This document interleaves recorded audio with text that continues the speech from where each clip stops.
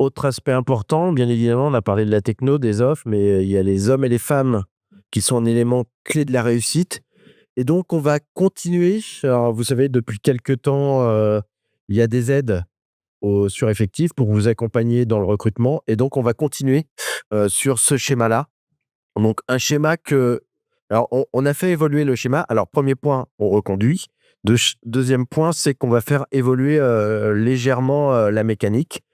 Donc, il y a un mécanique qui est déjà fortement connu, qui est la mise en sureffectif d'une agence. Donc, on sait que pour un agent qui est en capacité de payer un mi-temps, passer le cap du temps plein, c'est très compliqué. Bah, nous, on va venir vous accompagner sur une période de 3 ans et pour vous accompagner à passer donc ce cap qui peut être difficile et vous sécuriser dans votre modèle économique, hein. À chaque fois que l'on a mis ça en place, ça a été une vraie réussite. Tous les agents ont été en avance d'ailleurs même sur la feuille de route et les objectifs qui s'étaient mis. Donc c'est un accompagnement de 30 000 € sur 3 ans. Il y a aussi un autre accompagnement qui existe. C'est lorsque, alors là, on n'est pas dans le sureffectif, c'est-à-dire qu'on n'est pas dans le modèle d'un agent qui est en difficulté pour financer un ETP, mais on est dans le cadre d'un agent qui va recruter pardon, un effectif supplémentaire, mais qui va investir sur un profil un peu plus, c'est-à-dire un commercial terrain. Et donc là, on sait que l'investissement est plus lourd. Donc là, on va venir vous accompagner sur une période de 2 ans à hauteur de 10 000 €. À chaque fois, sur ces deux modèles-là, on a mis en place un variable qui est très important, hein, par rapport au précédent, puisque sur chaque modèle-là, vous aurez un variable qui sera défini sur la performance commerciale ADP de l'agence, c'est-à-dire sur le prod annul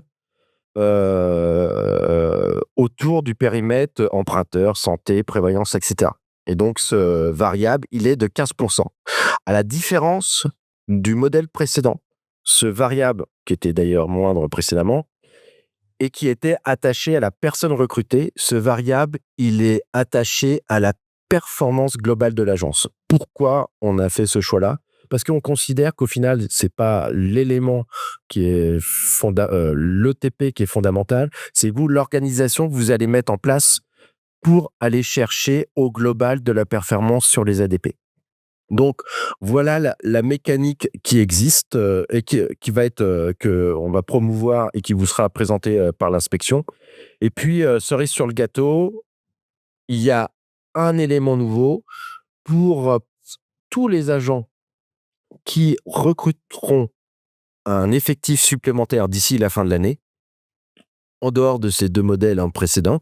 Donc, je suis agent, je recrute quelqu'un de supplémentaire de mon agence, je vais pouvoir bénéficier de ce variable pendant 1 an. Donc ça, c'est un élément important, c'est-à-dire que si vous recrutez un effectif supplémentaire d'ici la fin de l'année, vous pourrez bénéficier d'un variable sur les performances ADP de votre agence.